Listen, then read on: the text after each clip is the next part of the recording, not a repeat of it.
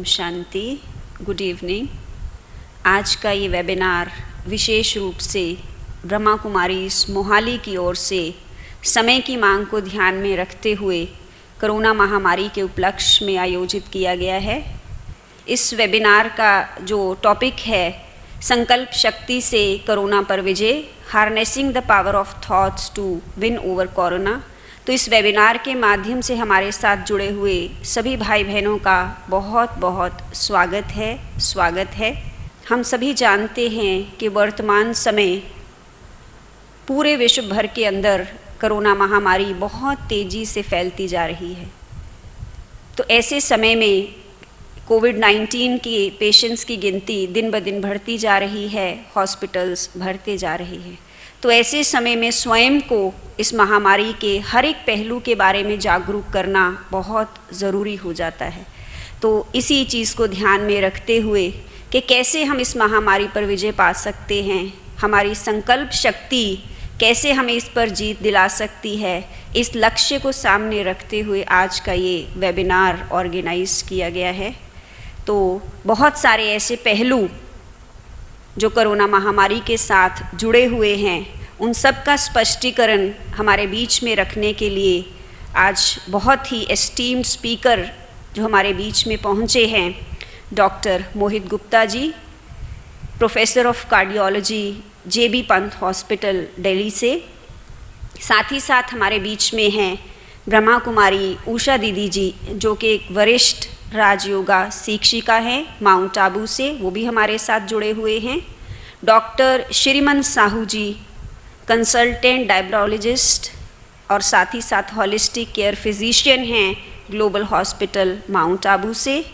और Brahma Kumari Premlata Didi ji, in charge Rajyoga centre Mohali circle, जिनकी प्रेरणा से आज का ये कार्यक्रम विशेष रूप से आप सबके समक्ष रखा जा रहा है, वो भी हमारे साथ हैं। तो आज के सभी स्पीकर्स का हम बहुत दिल से स्वागत करते हैं, अभिनंदन करते हैं। तो कार्यक्रम को आगे बढ़ाते हुए सबसे पहले मैं जानना चाहूँगी डॉक्टर मोहित गुप्ता जी से, जो कि एक बहुत सीनियर अनुभवी कार्डियोलॉजिस्ट हैं। और जहाँ तक उनके मेडिकल करियर की बात है, अपने मेडिकल करियर के दौरान 18 गोल्ड मेडल्स और 5 सिल्वर मेडल्स उन्होंने प्राप्त किए। और अपने बचपन से ही प्रजापिता ब्रह्मा कुमारी ईश्वरीय विश्वविद्यालय के साथ बहुत नज़दीक से एसोसिएटेड हैं।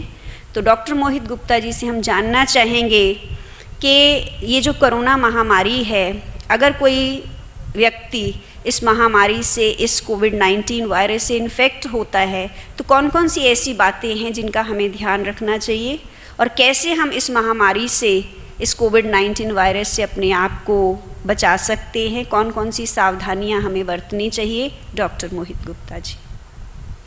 ओम शांति। दोस्तों, आज कोरोना वायरस पैंडेमिक ने समस्त विश्व पर दूसरी वेव का बहुत गहरा प्रहार किया है। सब तरफ अफरा तफरी का माहौल है, लोगों के मन में भय है, चिंता है। हर एक के मन में यही प्रश्न उठता है कि इसके ऊपर हम कैसे विजय प्राप्त करें, इससे हम कैसे बचें। ऐसे समय पर हमारे मन में केवल एक ही बात ध्यान में आती है कि अगर हमें इससे बचना है तो हमें स्वयं समझदारी से काम लेना होगा। किसी ने बहुत सुंदर कहा है कि mind and parachute they both function when they are open. अर्थात ऐसे समय पर केवल 3 बातों को हमें ध्यान रखना है और उन्हीं तीनों बातों के आधार पर आज हम कुछ बातों का चिंतन करेंगे। और वो 3 बातें कौन सी हैं? वो हैं सजग रहना, यानी अलर्ट रहना।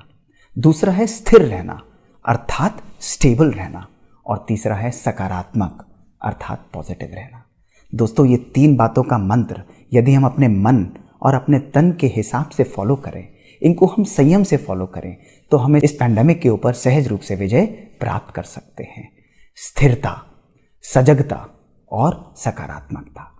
आज सबसे पहले हमारे मन में यही आता है कि हम लोग घर पर हैं, तो क्या हम अर्ली डिजीज को रिकॉग्नाइज कर सकते हैं?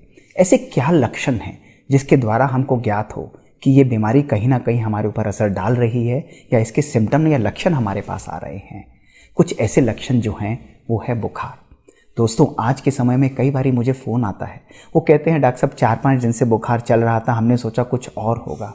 बस यही सोचना कि कुछ और होगा, ये गलत हो जाता है। आज के समय में हर प्रकार का बुखार, किसी प्रकार की अगर हमें बार बार खांसी उठती है जैसे पहले नहीं उठी हो, अगर हमें अनयूजुअल सी थकावट लगती है, स्मेल का चला जाना, टेस्ट का चला जाना, सांस फूलना, एक ऐसी कोई भी बातें अगर हमारे जीवन में हमको महसूस होती हैं तो ये सिंबल है, ये सिंबॉलिक है कि कहीं ना कहीं हमको कोरोना वायरस का अटैक हो सकता है, प्रहार हो सकता है। और जब भी ये प्रहार होता है तो हमको घबराने की ज़रूरत नहीं है। ये नहीं सोचना कि मैं तो अपनी थोड़ी सी दवाई कर लूँगा या घर की कोई चीज़ खा लूँगा या कोई ऐसा ही गोली खाकर मैं अपने आप को आराम दे लूँगा, ऐसा नहीं। ये कोरोना हो सकता है, इसलिए सबसे पहले हमको बहुत प्रॉपर और इमीडिएट स्टेप्स नेसेसरी हैं। और क्यों नेसेसरी हैं? क्योंकि आपके जीवन के आधार पर ही अनेकों का जीवन आधारित है। क्योंकि ऐसे पेंडेमिक्स जो होते हैं, अक्सर देखा गया है ये बीमारी, ये यंग लोगों के अंदर, बच्चों के अंदर आती है और उनको एसिम्प्टोमेटिक या थोड़ी सी माइल्ड सिम्टम्स करके चली जाती है। लेकिन घर में बड़े हैं, बुजुर्ग हैं, जिनको डायबिटीज़ है, हाइपरटेंशन है, सांस की बीमारी है, जिनके जीवन के अंदर अलग अलग प्रकार की कुछ और कोमॉर्बिडिटीज़ हैं, कुछ और प्रॉब्लम्स हैं, जो बुजुर्ग हैं, ऐसे लोगों को अगर ये पेंडेमिक की बीमारी, ये कोरोना की बीमारी अगर कैच कर लेते हैं तो ये उनके लिए जानलेवा हो सकती है। इसलिए आपके जीवन में जो सजग रहना, अलर्ट रहना ये आवश्यक है, ना केवल आपके लिए लेकिन अनेकों अनेक लोगों के लिए भी। इसलिए इस चेन को तोड़ने के लिए सबसे पहले आपको उस चेन से अपने आप को आइसोलेट करना होगा, अलग होना पड़ेगा, ताकि ये बीमारी आप ही तक सीमित रहे और किसी और को अफेक्ट ना करे। तो जैसे ही आपको ये सिम्टम आए, आपने टेस्ट कराया है या नहीं कराया है, हाई सस्पिशन रखते हुए बहुत तेज़ी से अपने आप को आइसोलेट कर लें। घर के अंदर किसी कमरे में, किसी और कोने में आप अपने आप को सब लोगों से आइसोलेट कर लें। और बाकी सब लोग भी जो परिवार के अंदर हैं वो भी अपने आप को उस व्यक्ति से डिस्टेंस करें। इससे हम कोरोना की बीमारी के फैलने को हम वहीं पर रोकथाम कर सकते हैं। और दूसरा, जैसे ही आपको लक्षण आए तो उस परिवार के सभी सदस्यों को इमीडिएटली मास्क कर लेना चाहिए। आइसोलेट करने के साथ साथ प्रॉपर मास्किंग, एक मास्क यूज़ करें अगर प्रॉपर मास्क यूज़ करते हैं, या 2 मास्क अगर हम कपड़ा और दूसरा मास्क सर्जिकल मास्क हम लोग यूज़ करते हैं।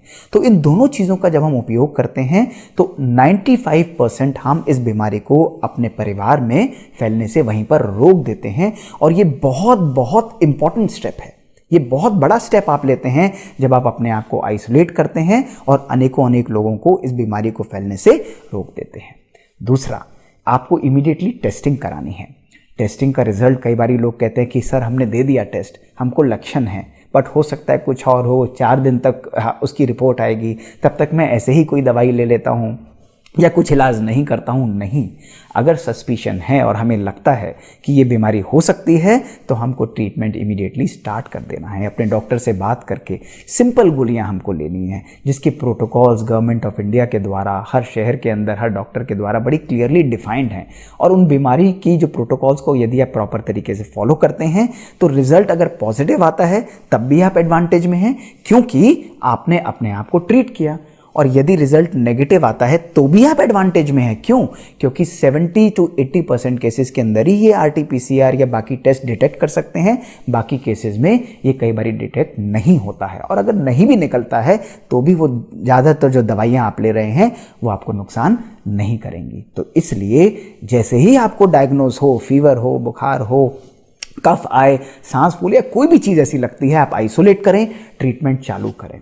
यदि आपको लगता है RT-PCR में टाइम लग रहा है तो इमीडिएटली आप रैपिड एंटीजन करा सकते हैं। और रैपिड एंटीजन का टेस्ट जो कि 10 मिनट में आ जाता है, अगर वो पॉजिटिव है तो आपको RT-PCR के लिए जाने की ज़रूरत नहीं है, क्योंकि उसको हम पॉजिटिव ही मानकर ट्रीट करते हैं। तो टेस्टिंग आपने कराई, अपने आप को आइसोलेट किया, ये बहुत ज़रूरी है ताकि आप अपने सही ट्रीटमेंट पाथ पर चल पड़ें। इसी के साथ जो भी फैमिली मेम्बर्स एक्सपोज्ड हैं, जो उनके साथ रहते हैं, क्योंकि अक्सर हमारी ये मान्यता है कि ये तो मेरे परिवार वाले हैं, इनसे मुझे कोरोना क्यों होगा, ये तो मेरे मित्र हैं, इनसे मुझे कोरोना क्यों होगा, ये तो हमारे सगे संबंधी हैं, इनसे हमें कोरोना क्या होगा। कोरोना किसी भी बाउंड्रीज को नहीं देखता है, वो हर जगह तोड़ता हुआ घुसता है। इसलिए सेल्फ प्रोटेक्शन इज़ दी की, ये बहुत बहुत आवश्यक है जो आपको समझना है। इसलिए परिवार में रहते हुए भी जब आप भोजन करें तो अलग रहकर खाएं। यदि आप सबके नेगेटिव भी हैं तो भी डिस्टेंस पर रहकर खाएं, और सिम्टम्स अगर हैं तो अपने आप को कंप्लीटली डिस्टेंस करना बहुत आवश्यक है। दोस्तों, जो लोग एक्सपोज्ड हैं उनको भी अपने टेस्ट कराने हैं। 3 दिन से लेके 4 दिन 5 दिन के बीच में, इस विंडो पीरियड में उनको अपना रैपिड एंटीजन नहीं तो प्रेफरेबली RT-PCR करा लेना चाहिए, ताकि वो भी अपने आप को पॉजिटिव या नेगेटिव कैटेगरी में ला सकें। और अगर एसिम्टोमेटिक भी हैं, कोई लक्षण नहीं भी हैं, फिर भी पॉजिटिव आता है, तो उसको फॉलोअप करके, मॉनिटरिंग करके हम आगे देख सकते हैं।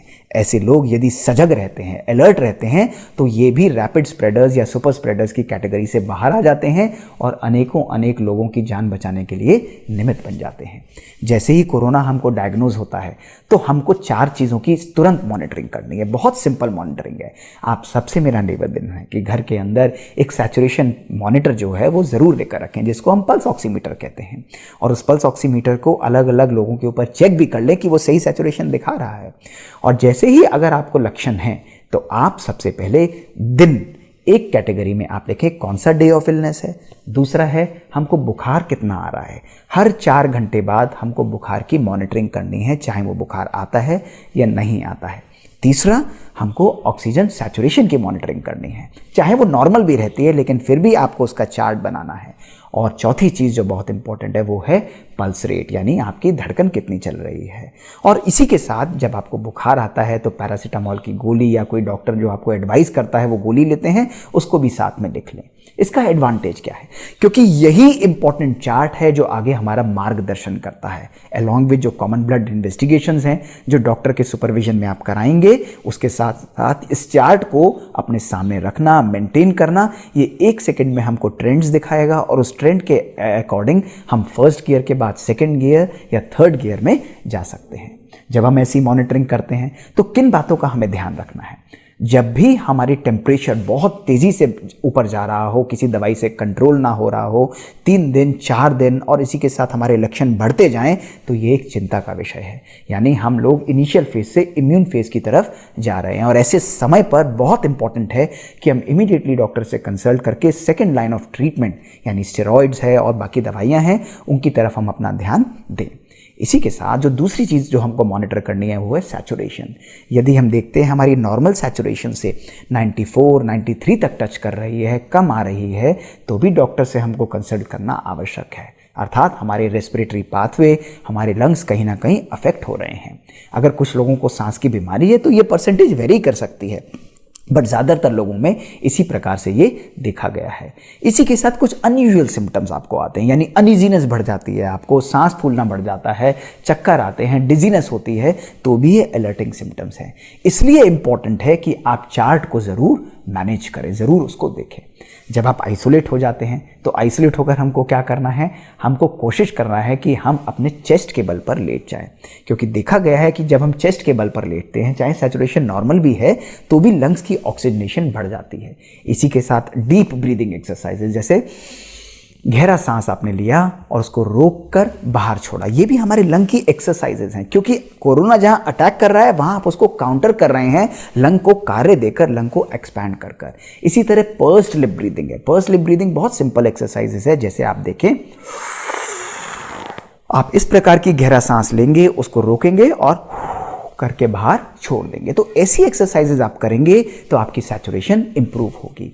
इसी के साथ बुखार है, उसके लिए पैरासीटामोल की गोली है, कफ सिरप लेना है, एंटी एलर्जिक की गोलियां हैं, विटामिन्स जो सप्लीमेंट है जैसे जिंक है और इसी तरह विटामिन सी है, इनके सप्लीमेंट्स आपको लेना है। खाने पीने में गर्म पानी है, गर्म काढ़ा है, गर्म प्रोडक्ट्स हैं, अच्छी डाइट जो आपको पसंद है, जो प्रोटीन्स हैं वो आप किसी भी मात्रा में लें, ताकि आपके शरीर को एनर्जी मिले। जहां वायरस रिप्लिकेट कर रहा है वहां आप अपनी इम्यून सिस्टम को पावरफुल तरीके से बढ़ा रहे हैं। तो अलर्ट रहकर जब हम देखेंगे तो हम बहुत सारी चीज़ों को मैनेज कर सकते हैं। इसी के साथ थोड़ा थोड़ा स्टीम इनहेलेशन लीजिए। स्टीम इनहेलेशन आप लीजिए, बहुत तेज हीट नहीं, लेकिन एक मिड सेगमेंट हीट को आप लेंगे तो वो भी आपके गले को सुकून देगा। तो आइसोलेशन के अंदर जब हम इन चीज़ों का ध्यान रखेंगे, वेंटिलेशन प्रॉपर रखेंगे, खिड़की खोल कर रखेंगे, तो इस वायरस के स्प्रेड को रोकने से हम सिग्निफिकेंटली प्रिवेंट कर लेंगे। इसी के साथ आप लोगों में से बहुत लोग हमसे पूछते हैं कि भाई हम ब्लड टेस्ट क्या कराएं या सीटी स्कैन करा लें। एकदम कोरोना को डिटेक्ट होते ही अगर हम सीटी स्कैन कराते हैं तो इनिशियल फेजेस में लंग का इन्वॉल्वमेंट नहीं होगा, और अगर स्कोर आपका कम आता है या प्रैक्टिकली ना के बराबर आता है तो ये हमको फॉल्स सेंस ऑफ सिक्योरिटी भी दे सकता है। इसलिए हमारी रिकमेंडेशन ये है कि जब आपको कुछ दिन निकल जाएं या सिम्टम आपको जल्दी आने लगे तो ये इंडिकेशन है कि आप उस सीटी टेस्ट को कराकर देख सकते हैं। हर व्यक्ति जो कि अपनी सैचुरेशन को मेंटेन कर रहा है, जिसको कोई दिक्कत नहीं है, उनको ये टेस्ट कराने की आवश्यकता नहीं है अगर उनका बुखार भी रिजॉल्व कर रहा है। ब्लड टेस्ट जो कॉमन ब्लड टेस्ट हैं उनको आप यूज़ कर सकते हैं, उनको आप कॉमन एक बेस वैल्यू रखने के लिए आप इस्तेमाल कर सकते हैं, करा सकते हैं। लेकिन जो एडवांस ब्लड टेस्ट हैं उनको डॉक्टर के सुपरविजन के अंदर ही कराएं, ताकि कोई भी दिक्कत, कोई भी अननेसेसरी स्टेप्स आप अपने मन के अंदर या अपने हिसाब से आप स्वयं ना लें। तो दोस्तों ये blood test, CT scan monitoring भी बहुत आवश्यक है, लेकिन सब ये सुपरवाइज्ड गाइडलाइंस हैं। ऐसा नहीं कि आप अपने आप से ही सीटी स्कैन कराने पहुंच गए, अपने आप ही ब्लड टेस्ट करा लिए, अपने आप ही अपने डिसीजंस ले लिया, क्योंकि जब ऐसा होगा तो आपकी कहीं ना कहीं इनर स्टेबिलिटी खराब होगी, आप अपने आप को हिला हुआ महसूस करेंगे। देखा गया है कि इस कोरोना पैंडेमिक के अंदर जहाँ हम लोग कभी कभी अलर्ट रहते हैं वहाँ हमारे मन की स्टेबिलिटी खराब हो जाती है। हम लोग एक दूसरे से बात नहीं करेंगे या कभी कभी बहुत ज़्यादा बात करेंगे, सोशल मीडिया का बहुत ज़्यादा उपयोग करेंगे। आजकल तो व्हाट्सएप, फेसबुक और सब पर आपको रोज़ मैसेजेस की ओपिनियंस आती हैं। मेरा आपको ये ओपिनियन है कि इस सिंड्रोम को आप थोड़े समय के लिए छोड़ दें। गाइडलाइंस बहुत डिफाइंड हैं, बहुत सहज हैं, आप उनको फॉलो करें और इस समय पर हर एक से इंटरेक्ट ज़रूर करें, बात करें आराम से। कोरोना को छोड़ के कुछ और बात करें, कुछ अच्छी बात करें, अपने आप को श्रेष्ठ संकल्प दें कि मैं बिल्कुल ठीक हूँ, मैं इस पर विजय प्राप्त ज़रूर करूँगा। क्योंकि जहाँ ये हमारे इम्यून सिस्टम को पावरफुल तरीके से इफ़ेक्ट करती है दोस्तों, उसी प्रकार से उस इम्यून सिस्टम को बरकरार रखना, उसको स्ट्रेंथन करना, ये भी हमारी सोच, हमारी सकारात्मकता के ऊपर निर्धारित है। ऐसे समय पर हमारे लिए बहुत आवश्यक है कि जहाँ ये शरीर और हमारे मन पर प्रहार कर रही है उस समय हम लोग संयम रखें, हम बैलेंस रखें। जहाँ हम शरीर का ध्यान दे रहे हैं उसी प्रकार मन का भी बहुत अच्छी तरीके से ध्यान दें। हमारे ऐसे कितने ही केसेस हैं जिनको हमने देखा है, जिन्होंने अपने पॉजिटिव एटीट्यूड से, सकारात्मकता से, बार बार अपने आप को संकल्प देकर अपनी इम्यूनिटी को बढ़ाया है, अपने आप को पावरफुल तरीके से फाइट बैक मोड के अंदर लाया है और सीवियर बीमारी के ऊपर भी दोस्तों विजय प्राप्त की है। आप म्यूज़िक सुन सकते हैं, मेडिटेशन म्यूज़िक सुन सकते हैं, कुछ अच्छा पढ़ सकते हैं, कुछ अच्छा लिख सकते हैं और आपस में एक दूसरे से खुशी से इंटरैक्ट कर सकते हैं। तो दोस्तों जहाँ इस बीमारी पर विजय प्राप्त करने का जो सहज तरीका है वो है सजग रहना, स्थिर रहना, और दूसरा इसी के साथ है सकारात्मक रहना। ऐसे समय पर जब हम अपने मन को स्थिर रखते हैं, अपने मन को सकारात्मक रखते हैं, तो दोस्तों इस पैंडेमिक पर, इस बीमारी को हम लोग अपने लिए भी रोक सकते हैं और अनेकों लोगों को भी हम लोग इस बीमारी से सफ़र करने से रोक सकते हैं। और आखिरी बात, आज मैं देख रहा हूँ कि कई लोगों में बहुत सारी दवाइयों के लिए, बहुत सारे ऑक्सीजन कॉन्सेंट्रेटर्स के लिए होड़ लगी है। आप भागिए नहीं, आप केवल अपने जीवन में संयम रखिए। यदि आपको लगता है कि ऐसी रिक्वायरमेंट हमको होने वाली है, सीवियर कोमॉर्बिडिटीज़ हैं, सैचुरेशन कम आ रही है, तब हम सेकंड और थर्ड गियर में जाते हैं। लेकिन ये सब चीज़ें जो हैं ये डॉक्टर के सुपरविजन में होनी चाहिए। तो इसलिए ये 3 पॉइंट मंत्रा सदा ध्यान रखिए। इस पर विजय प्राप्त करना ये कोई बाहर हमारे मेडिकल साइंस तो कर रही है, लेकिन उसके साथ साथ हमको स्वयं भी करना है, अपनी रिस्पॉन्सिबिलिटी को भी लेना है।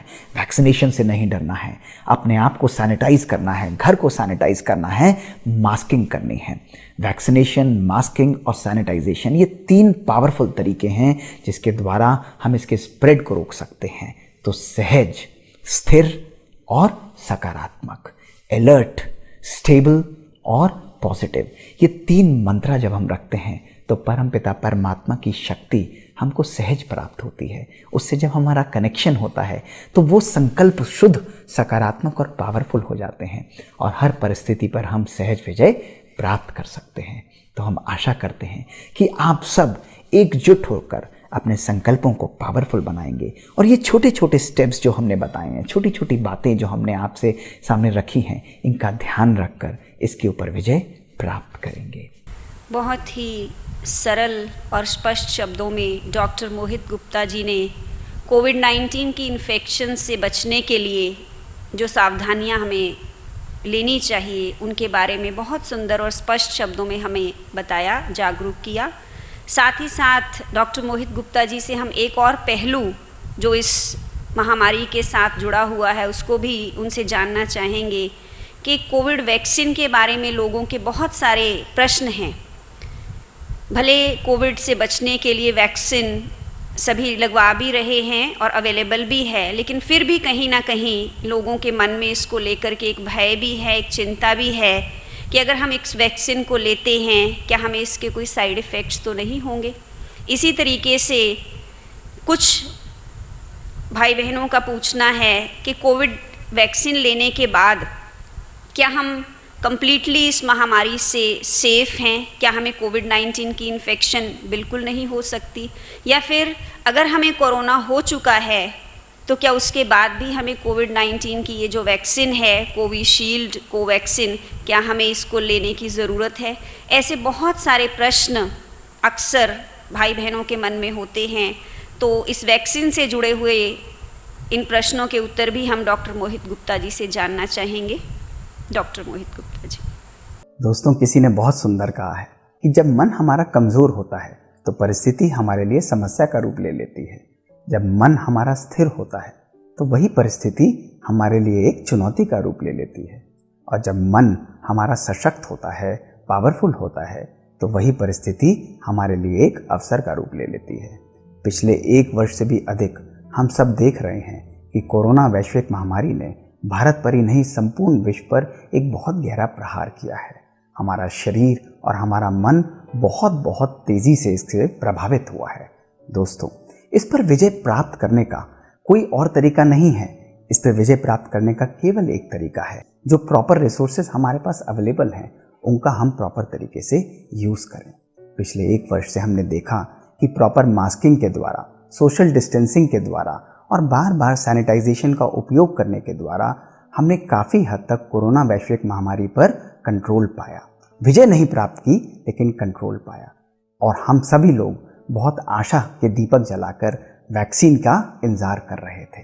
दोस्तों, अब जब संपूर्ण विश्व पर दूसरी लहर कोरोना वैश्विक महामारी की छाई हुई है तो ये बहुत इम्पॉर्टेंट हो जाता है, ज़रूरी हो जाता है कि जो रिसोर्सेज हमारे पास प्रॉपर्ली अवेलेबल हैं, पुराने तरीकों को भी हम यूज़ करते रहें और जो वैक्सीन हमारे पास आया है उसको भी साइंटिफिकली समझकर, जो हमारे मन में कई बारी चिंताएं हैं, कुछ मिथ्स हैं, कुछ डाउट्स हैं, कुछ भय है कि हम नहीं लगवाना चाहते, उनको भी हम क्लैरिफाई कर कर जो ये साधन है उसको हम यूज़ करें। तो आज मैं कुछ ऐसे मिथ्स लेकर आपके सामने प्रस्तुत करूंगा और उनके सत्य भी आपके सामने उजागर करूंगा, ताकि आपके मन में वो जो वैक्सीन के प्रति भय है, चिंताएं हैं, वो निकल जाएं। और भारत सरकार ने और जो हमारे साइंटिस्ट ने दिन और रात लगाकर इतनी मेहनत कर कर ऐसे 2 वंडरफुल वैक्सीन्स हमारे देशवासियों को दिए हैं, उनका हम प्रॉपर तरीके से उपयोग करें ताकि इस बीमारी पर हम सब मिलकर संपूर्ण रूप से विजय प्राप्त कर सकें। दोस्तों, सबसे पहला जो प्रश्न उठता है तो लोग पूछते हैं कि कितने प्रकार के वैक्सीन हमारे देश में अवेलेबल हैं। आज ये सर्वज्ञात है कि हमारे देश में साइंटिस्ट ने 2 प्रकार के वैक्सीन्स बनाए हैं और वो 2 प्रकार के वैक्सीन्स में एक है कोविशील्ड और दूसरा है कोवैक्सीन। ये दोनों वैक्सीन जो हैं अलग अलग तरीके से काम करते हैं, लेकिन दोनों का कार्य एक ही है। दोनों वैक्सीन जो हैं हमारे बॉडी के इम्यून सिस्टम को, जो इम्यूनिटी सिस्टम है, उसको ट्रेन करते हैं, उसको बूस्ट करते हैं ताकि वो वायरस के अगेंस्ट प्रोटेक्टिव एंटीबॉडीज़ को बना सके, ताकि कभी भी वायरस अगर हमको इन्फेक्ट करने की कोशिश करता है तो हमारे अंदर जो व्याप्त एंटीबॉडीज़ ऑलरेडी हैं वो उस वायरस को हमारे ऊपर या तो असर ना करने दें, या अगर उसका असर हो भी तो वो बहुत कम हो जाए। और आप में से बहुत लोग हमको लिखते भी हैं, कभी कभी आप व्हाट्सएप पर देखते भी हैं कि कौन सा वैक्सीन बेटर है, क्या वैक्सीन हम लगवाएं। तो आज इसका कोई भी साइंटिफिक एविडेंस नहीं है। साइंस ने क्लियरली दिखाया है कि दोनों वैक्सीन अपने तरीके इस्तेमाल करते हुए बहुत अच्छी इम्यूनिटी हमारे शरीर को देते हैं। तो अगर हमारे पास कोविशील्ड का एक्सेस है हम उसको भी लगवा सकते हैं, और यदि हमारे पास सहज रूप से कोवैक्सीन का एक्सेस है उसको भी हम लोग उपयोग कर सकते हैं। Both vaccines are good and efficacious, वो दोनों अच्छे हैं और उनकी एफिकेसी भी काफ़ी अच्छी बताई गई है, केवल तरीका उनका काम करने का थोड़ा सा अलग है। और कई बार लोग दूसरा मिथ हमारे सामने लाकर प्रस्तुत करते हैं कि अगर मैं ये वैक्सीन लगवाऊं तो क्या ऐसा तो नहीं कि मुझे भी कोविड हो जाएगा, या बीमारी जो मुझे अभी तक नहीं हुई है, मैं बचा हुआ हूँ, इस वैक्सीन को लगवाने के बाद वो मुझे हो जाएगी। इसका उत्तर है बिल्कुल नहीं। आप बिल्कुल मत डरिए। यदि आपको बीमारी नहीं हुई है तो वैक्सीन लगाने के बाद आपको बीमारी होने के चांसेस जो हैं वो सिग्निफिकेंटली कम हो जाते हैं। वैक्सीन के अंदर या तो डेड वायरस होता है जिसके द्वारा आपको बॉडी आपकी केवल इम्यून सिस्टम को ट्रेन करती है और एंटीबॉडीज ज़्यादा बनती हैं, लेकिन आपके शरीर पर कोविड का प्रभाव होना या कोविड बीमारी से आपको सफ़र करना, इसके कोई भी लक्षण आपको बिल्कुल नहीं होंगे। तो ये बहुत इंपॉर्टेंट है कि अपने मन से ये भय निकाल दें कि यदि मेरे को वैक्सीन लगती है तो मुझे भी कोविड की बीमारी कहीं हो ना जाए। और यदि मुझे कोविड-19 हो चुका है, मैं काफ़ी बीमारी के ऊपर प्रॉपर तरीके से विजय प्राप्त कर आया हूँ, तो क्या फिर भी मुझे वैक्सीन की ज़रूरत है? इसका उत्तर है हाँ। अगर मुझे बीमारी हुई है तो कोविड बीमारी से जो लोग सफ़र कर चुके हैं उनके अंदर एंटीबॉडीज़ बनती हैं, लेकिन कितनी एंटीबॉडीज़ बनती हैं और कितने समय तक रहती हैं इसका कोई डेफिनेटिव एविडेंस नहीं है। कई लोगों के अंदर देखा गया कि एंटीबॉडीज़ बहुत ही कम मात्रा में या ना के बराबर बनती हैं और कई लोगों में प्रॉपर बनती हैं, लेकिन अक्सर ये जो एंटीबॉडीज़ बनती भी हैं ये लंबे समय तक नहीं रहती हैं। इसलिए स्ट्रांगली रिकमेंडेड होता है कि जो लोग कोविड से रिकवर होकर आ रहे हैं वो भी इस वैक्सीन को ज़रूर लगवाएं।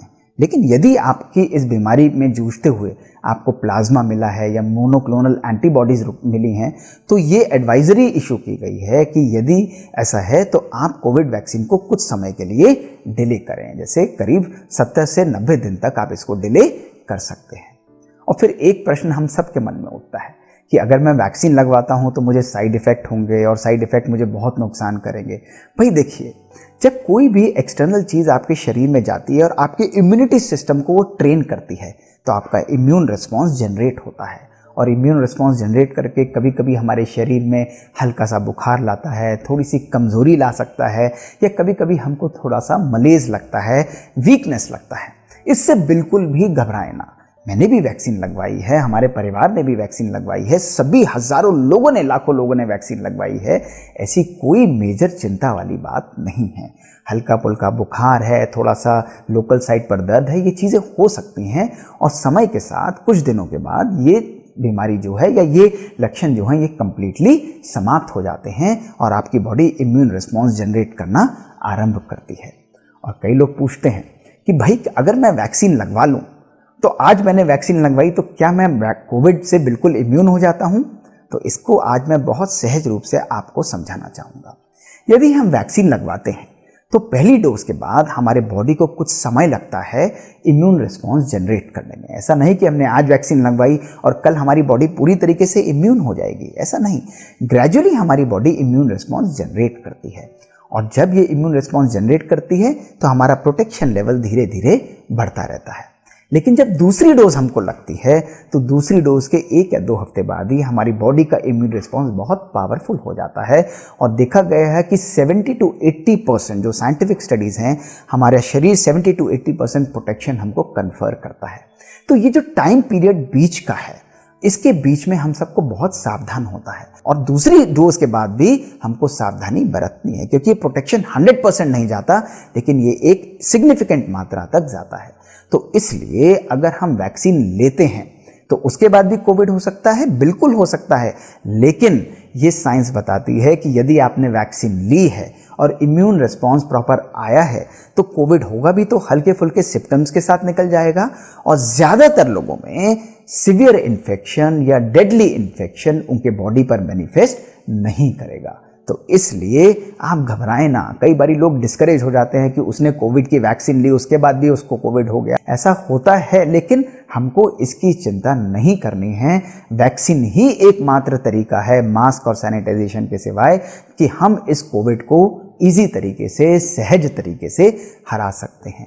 पर अगर हम वैक्सीन लगवा लेते हैं तो क्या हमको मास्क की ज़रूरत नहीं है? अक्सर मैं कई बारी लोगों को देखता हूँ कि भाई मुझे तो दोनों डोज लग गई हैं, अब मुझे मास्क भी नहीं पहनना है, सोशल डिस्टेंसिंग से मुझे कोई मतलब नहीं है। ऐसा नहीं करिए, क्योंकि मास्क एक सिंगल मोस्ट पावरफुल टूल है। जब हम मास्क पहनते हैं तो ऑलमोस्ट 90 to 95% तरीके से हम कोविड के इन्फेक्शन को हमारी बॉडी में एंटर होने से रोक देते हैं। तो यदि आपने वैक्सीन लगवाई भी है तो मास्क ज़रूर पहने, हम जब भी सोशल गैदरिंग्स में जाते हैं, अपने वर्क प्लेस पर जाते हैं, तो मास्क हमको भी प्रोटेक्ट करता है और दूसरे लोगों को भी प्रोटेक्ट करता है। तो मास्क पहनना बहुत बहुत ज़रूरी है। वैक्सीन के बाद भी हमको मास्क का प्रॉपर उपयोग करना है। क्या ये प्रेग्नेंट फीमेल्स को दी जा सकती है? अभी तक ऐसा कोई भी लक्षण नहीं है, कोई भी एविडेंस हमारे पास नहीं है कि इस वैक्सीन का प्रेग्नेंट फीमेल्स पर कोई गहरा असर है या नुकसान है। इसलिए इसको प्रेगनेंसी में भी अभी तक सेफ माना गया है। कई लोग हमसे प्रश्न पूछते हैं कि अगर हम ये वैक्सीन लगाते हैं तो भाई इसके अंदर कोई जेनेटिक स्ट्रक्चर है या कोई डीएनए है तो ये हमारे डीएनए को ऑल्टर कर देगा, जो हमारा जीन है उसको ऑल्टर कर देगा। ऐसे ऐसे प्रश्न भी हमारे पास आते हैं। तो मैं आपको बताना चाहूँगा कि ये वैक्सीन जो है या तो वायरल वेक्टर बेस्ड वैक्सीन है या आरएनए बेस्ड वैक्सीन है। ये हमारे सेल्स के न्यूक्लियस में एंटर नहीं करती है, इसलिए आप निश्चिंत रहें, ये हमारे डीएनए स्ट्रक्चर को बिल्कुल भी ऑल्टर नहीं कर सकती है, कोई भी उसके ऊपर प्रभाव नहीं डाल सकती। तो ऐसी भ्रांतियां, ऐसे फॉरवर्डेड मैसेजेस पर आप बिल्कुल भी ध्यान ना दें। क्या सभी ब्लड ग्रुप वाले इसको लगवा सकते हैं? जी हाँ, सभी ब्लड ग्रुप वाले इस वैक्सीन को लगवा सकते हैं। और कई बारी कुछ लोग कुछ बीमारी से ग्रसित हैं, कईयों को हाइपरटेंशन है, कईयों को डायबिटीज़ है और कई लोग ब्लड थिनर्स पर होते हैं। तो क्या ऐसे लोग वैक्सीन का उपयोग कर सकते हैं? तो आज मैं इसके बारे में भी आपको जानकारी देना चाहूँगा। जो लोग डायबिटिक हैं, हाइपरटेंसिव हैं, आप सहज रूप से इस वैक्सीन का उपयोग कर सकते हैं। आप अपने डॉक्टर से क्लियरेंस ले लीजिए, उसके लिए गाइडलाइंस हैं प्रॉपर तरीके से, और वैक्सीन को आप ज़रूर लगवाइए। ये आपके शरीर में प्रॉपरली इम्यूनिटी देगा और आपको प्रोटेक्शन भी देगा। लेकिन जो लोग ब्लड थिनर्स पर हैं, तो ब्लड थिनर्स दो प्रकार के आते हैं। एक तो एंटी प्लेटलेट्स होते हैं, जैसे कि इकोस्प्रिन की गोली है, क्लोपिडोग्रिल की गोली है, जो लोग एंजियोप्लास्टी के बाद या आर्टरीज के अंदर ब्लॉकेज के बाद ऐसी गोलियों का उपयोग करते हैं। और दूसरे जो ब्लड थिनर्स आते हैं वो एंटीकोगुलेंट्स के नाम से आते हैं, जिसके अंदर अलग अलग एंटीकोगुलेंट्स हम लोग उपयोग करते हैं। तो जब लोग ब्लड थिनर ले रहे हैं, एंटी प्लेटलेट्स ले रहे हैं, उनको बिल्कुल इनको बंद करने की आवश्यकता नहीं है। आप इजी होकर आराम से वैक्सीन लगवा सकते हैं। लेकिन जो लोग एंटीकोगुलेंट्स ले रहे हैं, ये रिकमेंडेशन है कि आप 3 से 4 दिन कम से कम एंटीकोगुलेंट्स को बंद कर दें। ये आपकी सेफ्टी के लिए बहुत आवश्यक है, ताकि ब्लीडिंग का रिस्क सिग्निफिकेंटली कम हो जाए।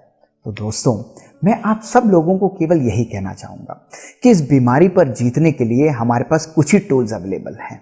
इसमें भय और चिंता का कोई भी रोल नहीं है।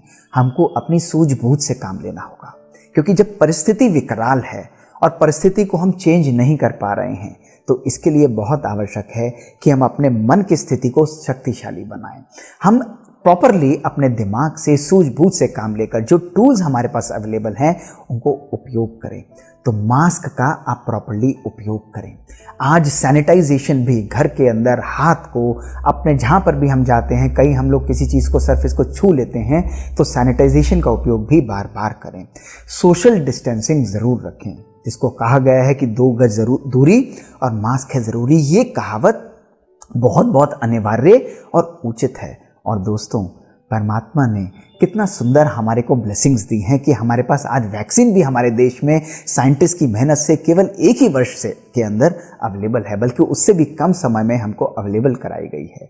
तो इसके लिए अपने मन में भय, चिंता और अनेक प्रश्नों को ना आने दें, क्योंकि ये वैक्सीन हमारे प्रोटेक्शन के लिए है। अगर हम सब देशवासी मिलकर सहज रूप से सरकार का सहयोग देकर, सब एक दूसरे को सहयोग देकर प्रेरित करते हैं, तो इस बीमारी पर विजय प्राप्त करना हमारे लिए सहज होगा। और आखिरी में मैं आपको यही बताना चाहूँगा कि ये सब टूल्स को भी आप उपयोग करें, लेकिन मन को भी सकारात्मक रखें, पॉजिटिव चिंतन को ना छोड़ें। भय, चिंता ये हमारे इम्यून रिस्पॉन्स को कम करता है, लेकिन जब हम सकारात्मक चिंतन करते हैं, पॉजिटिव थिंकिंग करते हैं, तो ये हमारे बॉडी की इम्यूनिटी को और इम्यून सिस्टम को पावरफुल तरीके से बूस्ट करता है, और बूस्टिंग के कारण हमारी इम्यून रिस्पॉन्स बहुत पावरफुल तरीके से जनरेट होता है। तो आइए हम सब प्रण लें, इन साधनों का उचित तरीके से उपयोग करें और मिलकर न केवल अपने भारतवर्ष को, लेकिन संपूर्ण विश्व को इस कोरोना वैश्विक महामारी से छुटकारा दिलाएं। ओम शांति। बहुत बहुत धन्यवाद है डॉक्टर मोहित गुप्ता जी का, जिन्होंने बहुत ही सिंपल और स्पष्ट शब्दों में कोविड वैक्सीन से जुड़े हुए सभी प्रश्नों का उत्तर हम सबके बीच में रखा। और मैं समझती हूँ हमारे साथ जुड़े हुए सभी भाई बहनों के मन में जो भी प्रश्न वैक्सीन को लेकर के उठ रहे थे, उन सब प्रश्नों के उत्तर हमें बहुत सुंदर तरीके से डॉक्टर मोहित गुप्ता जी ने दिए। तो पुनः एक बार फिर से हम डॉक्टर साहब का धन्यवाद करते हैं। अब साथ ही साथ हमारे साथ जुड़े हुए हैं doctor Shrimant Sahu ji, consultant diabetologist and holistic care physician from Global Hospital Mount Abu. जैसे कि हम सभी जानते हैं कि कोविड-19 की इन्फेक्शन के दौरान खास करके जो अटैक है वो लंग्स पर होता है और जिसकी वजह से जो बॉडी की ऑक्सीजन कैपेसिटी है वो कम हो जाती है और कई दफ़ा पेशेंट्स को वेंटिलेटर पे भी शिफ्ट किया जाता है। तो बॉडी के अंदर ऑक्सीजन की मात्रा को बनाए रखने के लिए और लंग्स की वाइटल कैपेसिटी को बढ़ाने के लिए बहुत सारी एक्सरसाइजेज भाई साहब हमें सिखाएंगे डॉक्टर श्रीमंत साहू जी। ओम शांति। आज मैं आप सभी को ब्रीदिंग एक्सरसाइज का महत्व बताऊंगा। आपको पता है कि हमारे लंग्स जो दोनों फेफड़े हैं इसकी कैपेसिटी कितनी है? इसकी कैपेसिटी लगभग एक एडल्ट का लगभग 5 से 6 लीटर होता है। और हम नॉर्मली जो सांस लेते हैं कितना लेते हैं? 400 ml, 500 ml। जब हम एकदम डीप ब्रेथ लेते हैं और छोड़ते हैं, पूरा जितना छोड़ सकते हैं, जितना लंबा ले सकते हो और जितना छोड़ सकते हो, इसका मतलब आप नॉर्मली हम जब सांस लेते हैं हम बहुत थोड़ा उसका 10 गुना हम हमारे ब्रीदिंग को बढ़ा सकते हैं। तो रेगुलर अगर आप ब्रीदिंग एक्सरसाइज करेंगे तो कभी भी ब्रेथलेस नहीं होंगे। आपकी ब्रीदिंग एक्सरसाइज बहुत वैरायटी के हैं, लेकिन आज आपको मैं जो डीप ब्रीदिंग एक्सरसाइज है वो मैं आपको सुनाता हूँ। तो चलो मैं प्रैक्टिकली आपको करके दिखाऊंगा। लंबा सांस लेते समय हाथ को ऊपर उठाना, फिर जब सांस छोड़ते हैं आप नाक से ही सांस लेना, नाक से ही छोड़ सकते हो, कोई प्रॉब्लम नहीं।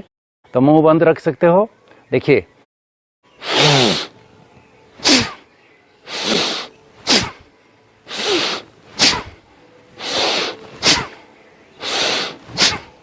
ऐसे 5 बार 10 बार कर सकते हो।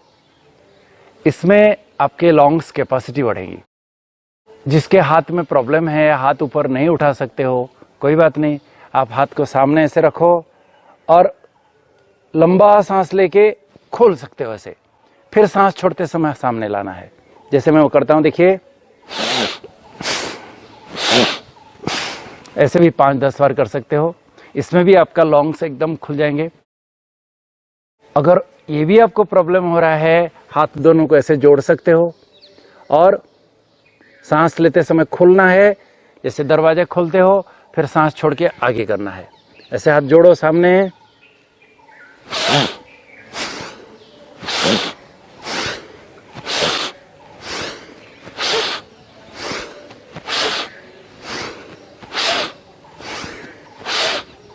ऐसे भी 5-10 बार आप कर सकते हैं। इसमें भी आपके वाइटल कैपेसिटी बढ़ेंगे।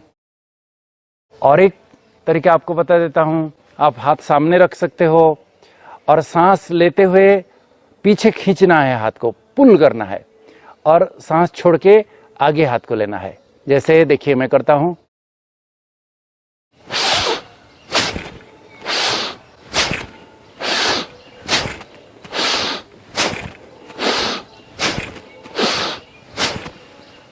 Very good. ये भी 5-10 बार कर सकते हैं। ये तो सिंपल है, हर कोई कर सकता है। अगर मान लीजिए आप एल्डरली हैं, आपके शोल्डर जॉइंट में प्रॉब्लम है, स्टिफ है, पेन होता है, नहीं कर पाते हो, कोई बात नहीं।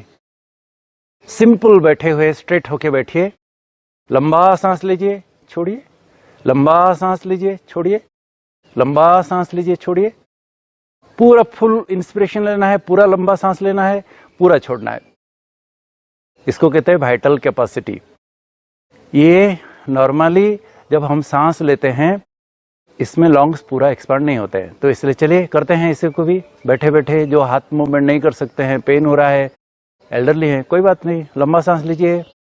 नाक से लेंगे, नाक से ही छोड़ सकते हैं, मुंह से भी छोड़ सकते हो। चलिए लंबा सांस,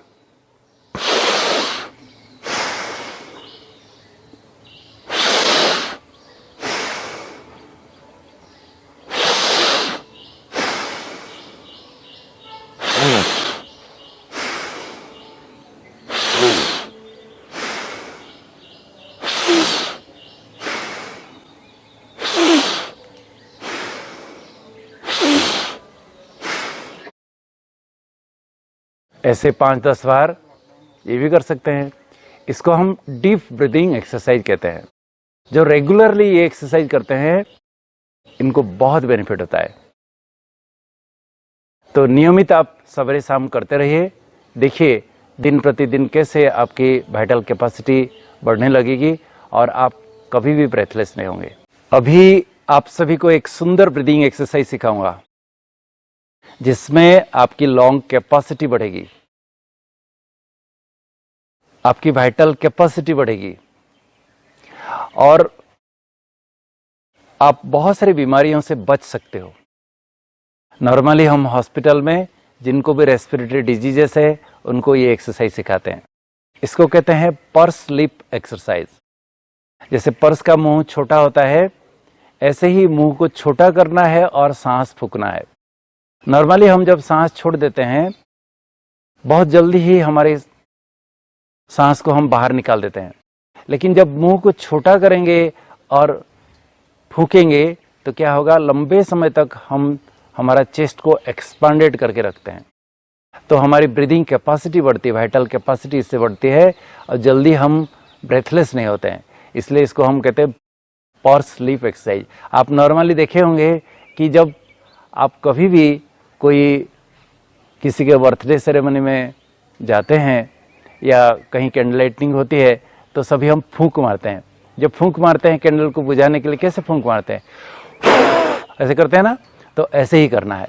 एक नॉर्मल सांस, लंबा सांस पूरा नाक से लेना है, लेकिन जब फूंक मारेंगे मुंह को बंद करके जैसे मोमबत्ती को फूंक रहे हो, आपको उसको बुझा रहे हो, ऐसे ही करना है। ठीक है, 10 बार 15 बार इसको भी कर सकते हैं। चलिए इरेक्ट होके बैठिए, लंबा सांस लीजिए, लंबा,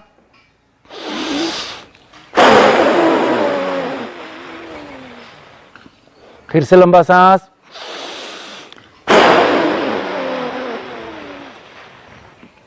फिर से लंबा सांस,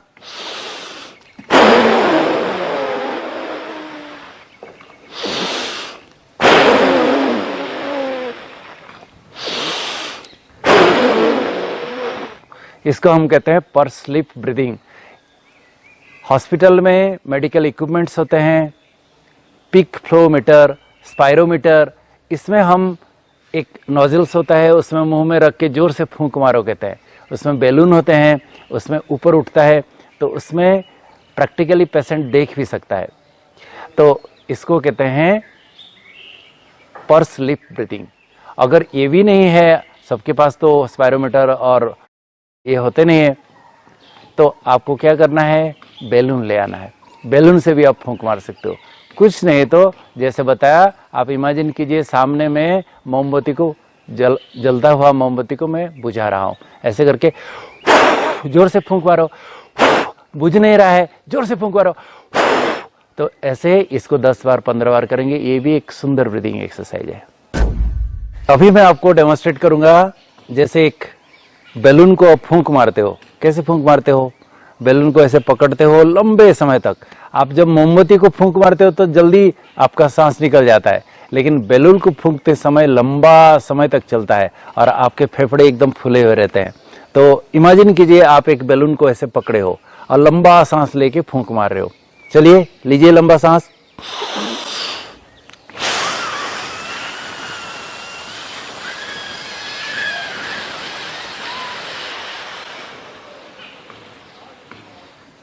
देखा कितना लंबा समय चला। चलो और एक बार करते हैं।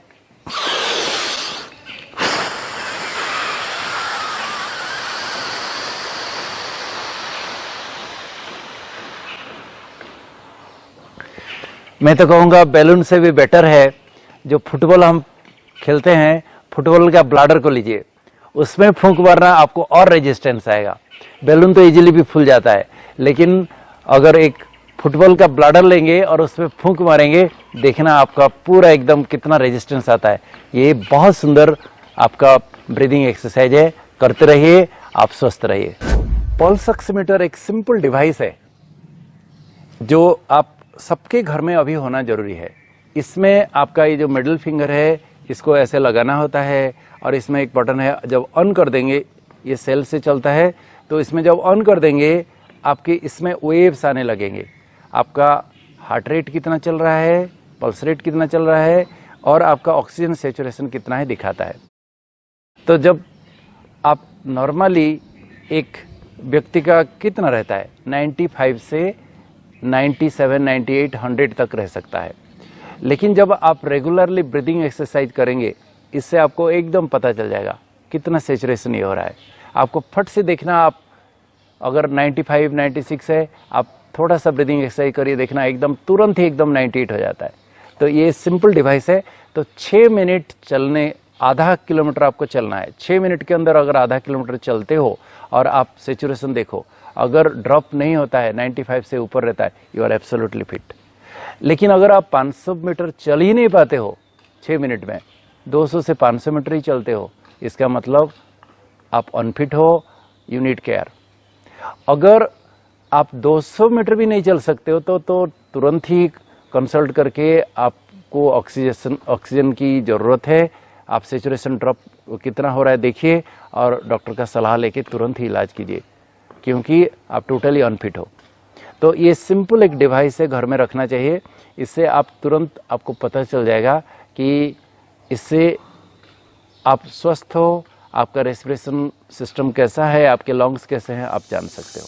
मैं अभी प्रैक्टिकली आपको दिखाऊंगा कि हम नॉर्मली जब लेटते हैं या बैठे रहते हैं उस समय हमारा ऑक्सीजन सैचुरेशन कितना रहता है, और जब हम प्रोन पोजीशन में अर्थात पेट नीचे रहता है और लेट के हम जब सांस लेते हैं कैसे ऑक्सीजन सैचुरेशन बढ़ता है। तो इसको बेली एक्सरसाइज कहा जाता है। तो मैं प्रैक्टिकली दिखाता हूँ। देखिए, अभी मैं पल्स ऑक्सीमीटर लगाया हूँ, मेरे इसमें दिखा रहा है 95 मेरा हार्ट रेट 74 है। ओके, तो मैं इसी को ही रख के मैं अभी, देखिए, आप अगर लेटेंगे सीधा भी ऐसे, नॉर्मली आप खटिया में लेटते हो, नॉर्मली ऐसे लेटते हो, तो उसमें भी आपका सैचुरेशन इतना बढ़ेगा नहीं, उतना ही रहता है, ऑलमोस्ट है वही 95, 96 ही है। लेकिन जब आप प्रोन पोजीशन में, देखो मैं क्या कर रहा हूँ, यहाँ 2 तकिया, 1 तकिया, 2 तकिया भी रख सकते हो। एक तो आपका हिप के, देखिए मैं ऐसे प्रोन हो जाता हूँ, ऐसे आप हाथ को ऐसे रख सकते हो और ऐसे रख सकते हो और लंबा सांस लेना।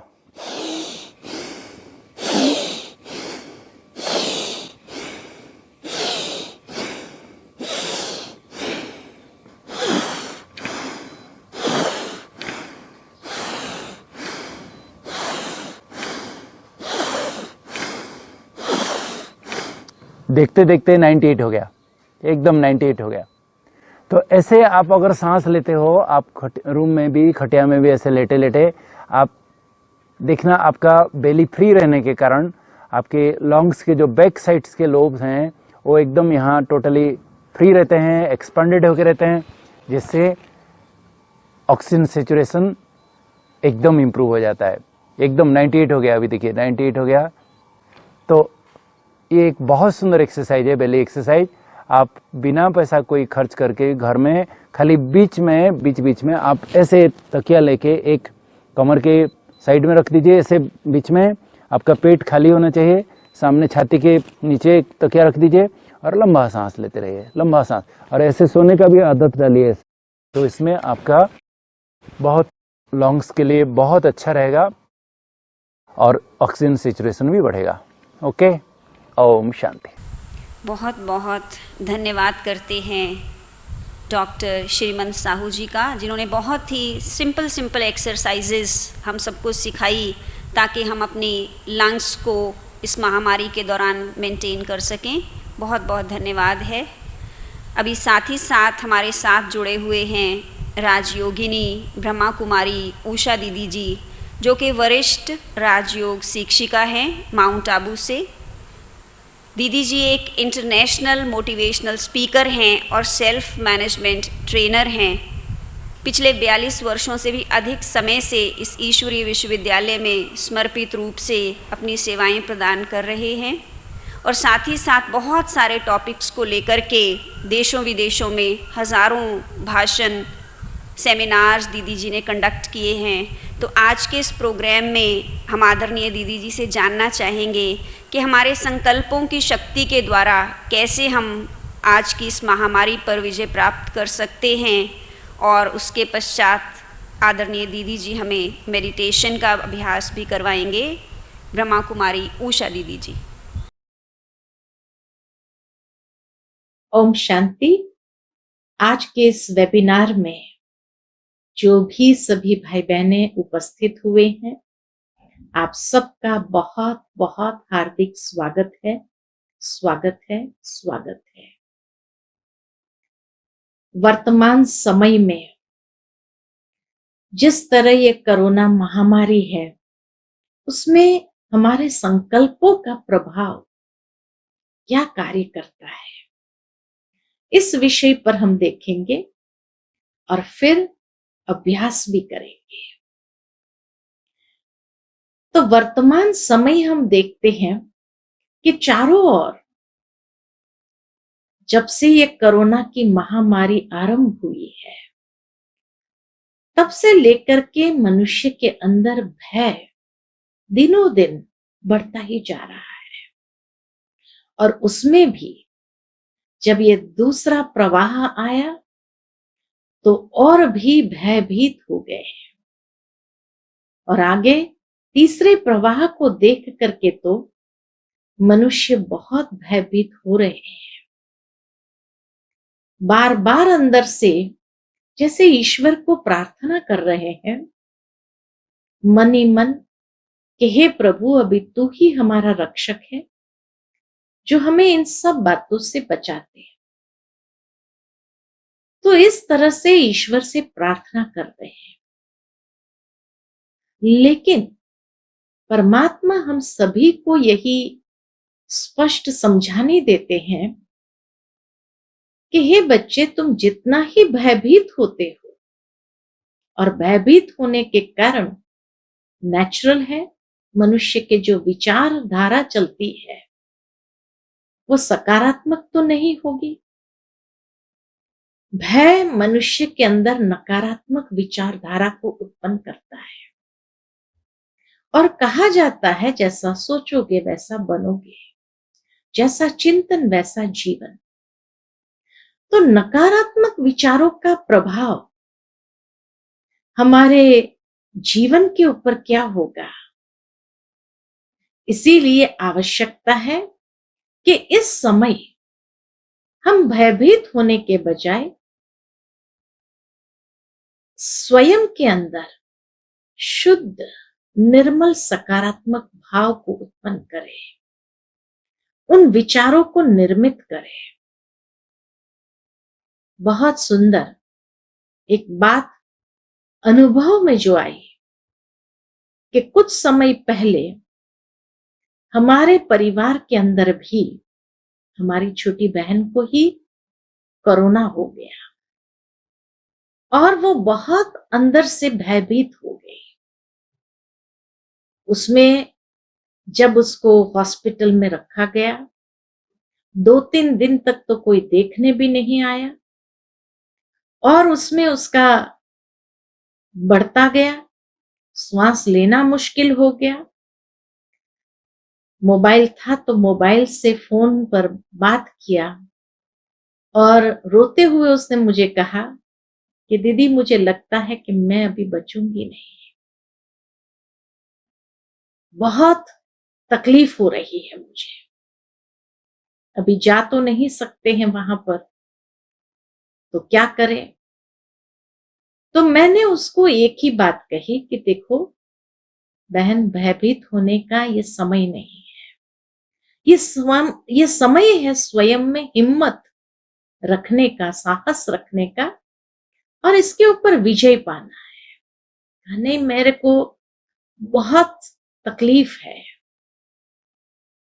तब हमने उसको फोन पर कहा कि देखो, कोई भी चीज जब जीवन में आती है तो नेचुरल है, कहीं ना कहीं हमारे कार्मिक अकाउंट्स जुड़े हुए हैं और इसीलिए हो सकता है इस जन्म में या कोई जन्म में जाने अनजानेपन में हमने किसी न किसी को दुख जरूर दिया होता है। और इसीलिए आप सुबह सुबह अमृत वेले उठो, परमात्मा से यही कहो कि हे प्रभु, मैंने जाने अनजानेपन में, चाहे इस जन्म में चाहे दूसरे जन्म में, किसी न किसी रूप से अगर किसी को दुख दिया हो, तकलीफ दी हो, तो आज मैं आपसे सच्चे हृदय से क्षमा मांगती हूं। और जिनको भी दुख मिला है मेरे द्वारा, उन आत्माओं को भी आपके सन्मुख मैं क्षमा मांगती हूं। मुझे मालूम नहीं है वो कौन है, लेकिन उनसे भी मैं क्षमा मांगती हूं। प्रकृति को भी अगर दुख दिया है, पशु पंखियों को भी दुख दिया है, आज मैं हर एक जीव से क्षमा मांगती हूं। और सचमुच उसने उसी रूप से किया। दूसरे दिन मैंने उसे फोन करके पूछा, कैसे हो? और तुमने भगवान से, परमात्मा से क्षमा मांगा? तो उसने मुझे कहा कि हाँ, मैंने अमृत वेले उठ करके परमात्मा से, सब आत्माओं से, प्रकृति से, जीव जंतु पशु पक्षी, किसी को भी मैंने दुख दिया हो, मेरे द्वारा दुख मिला हो, तो उन सब से मैं क्षमा मांगती हूँ। मैंने कहा उसके बाद कैसा लग रहा है? तो कहा ऐसा लगता है जैसे मेरे हृदय पर एक बोझ था, भारीपन था, वो सारा भारीपन समाप्त हो गया और मैं आज बहुत हल्का महसूस करती हूँ। विचारों का प्रभाव एक दिन में ही कैसे परिवर्तित हो जाता है। भावार्थ यही है, जितना नकारात्मक व्यक्ति सोचता जाता है, उतनी बीमारी भी और कड़े रूप से हमारे और आती है। और जितना ही हम अपने अंदर ये क्षमापना कहो या शुद्ध सकारात्मक विचार करते हैं, ईश्वर को याद करते हैं, वैसे ही अंदर से सारा जैसे कि बोझ समाप्त होकर के वो भारीपन जो विचारों के कारण है, वही समाप्त होकर के एकदम हल्के हो जाते हैं। तो इसीलिए ऐसे समय में ही स्वयं में हिम्मत और उल्लास रखते हुए, और फिर जब इस तरह से हमने क्षमा मांगी ईश्वर से भी, सभी आत्माओं से, पशु पक्षी प्रकृति से, तो देखो कितना हल्का हो जाते हैं। और हल्का होने के बाद फिर आपके अंदर एक नई ऊर्जा का संचार होता है, सकारात्मक विचारों की ऊर्जा का संचार होता है, जिससे कोई भी महामारी हो, कोई भी बीमारी हो, उससे लड़ने की एक ताकत आ जाती है। स्पष्ट हमने अनुभव किया, जो उसने कहा था कि मुझे लगता है मैं जिंदा नहीं रह सकती हूँ इस हालत में, ऐसी मुझे तकलीफ है। दूसरे दिन के बाद उसके अंदर जो एक नई ऊर्जा का संचार हुआ और वो स्वयं स्वस्थ होकर के 2-4 दिन के अंदर ही स्वस्थ होकर के वापस आ गई। टेस्ट हुआ और नेगेटिव आ गया। कहने का भावार्थ यही है कि विचारों का बहुत बड़ा प्रभाव है। जैसे ही नकारात्मक विचार मन के अंदर उत्पन्न होता है, भय भी बढ़ता है, हमारी हिम्मत टूटती है, हमारा साहस समाप्त हो जाता है और हम गिव अप कर देते हैं। तब देखा जाता है कि दुनिया में भी अधिकतर जो लोग इस महामारी के कारण हिम्मत हारे हैं, वो इसीलिए कि शायद आसपास वो जो देखते हैं दृश्य। उस बहन ने भी मुझे यही कहा कि हमारे सामने के बेड पर जो छोड़ रहा है शरीर, उसको वहीं प्लास्टिक में लपेटा जा रहा है। तो जब ऐसा दृश्य देखते हैं तो नेचुरल है, हमें भी अंदर में यही भय उत्पन्न होता है कि कल को हमारा भी यही हाल होगा। ऐसा ही होगा हमारे साथ। तो इसीलिए कुछ भी देखते हुए अपने आस पड़ोस में जो कुछ भी हो रहा है उसको देखने के बजाय उस समय उस आत्मा के प्रति भी हम अपनी शुभ भावना, शुभ कामना प्रवाहित करें कि हे आत्मा, तुमने भले इस शरीर को, इस चोले को छोड़ा है, लेकिन तुम बहुत अच्छी श्रेष्ठ गति को प्राप्त हो, यही हमारी दुआ है। ऐसी जब दुआएं करते हैं तो शायद वो आत्माएं जाने वाली भी, वो भी अंतर से दुआएं दे करके जाती है। तो इसीलिए ऐसे समय के अंदर हमारे शुद्ध सकारात्मक संकल्प, हमारी शुद्ध सकारात्मक विचारधारा हमें कितना ना बल देती है, शक्ति प्रदान करती है, और साथ ही साथ एक नई ऊर्जा के साथ हमें हिम्मत देती है आगे बढ़ने के लिए। इतना ही नहीं, लेकिन हमारी हिम्मत के वाइब्रेशन दूसरों के लिए भी एक पॉजिटिव वाइब्रेशन को क्रिएट करता है। हमारे शुद्ध विचार हमारे चारों ओर एक पॉजिटिव ऑरा को क्रिएट करता है, एक ऐसा प्रभा मंडल हमारा तैयार करता है जो भले मानते हैं कि इसमें तकलीफ होती है, दुख दर्द होता है, लेकिन ये सकारात्मक ऊर्जा का प्रभा मंडल कई बार हमें अनेक प्रकार की नकारात्मकता से सेफ रखता है, सुरक्षित रखता है। इसीलिए जहां महामारी आई है, लड़ना जरूर है, उसको फेस करना है, सामना करके उसको पार करना है, और दूसरों के लिए भी ऐसा उदाहरण मूर्त बनना है कि आप भी ये करो तो देखो किस प्रकार से अपने हर बीमारी के ऊपर भी विजयी होकर के हम ऐसे योद्धा होकर के वापस आए जो विजयी बनकर के आए। नेचुरल है, हर कोई अंदर से यही चाहना रखता है कि हमें विजयी होना है।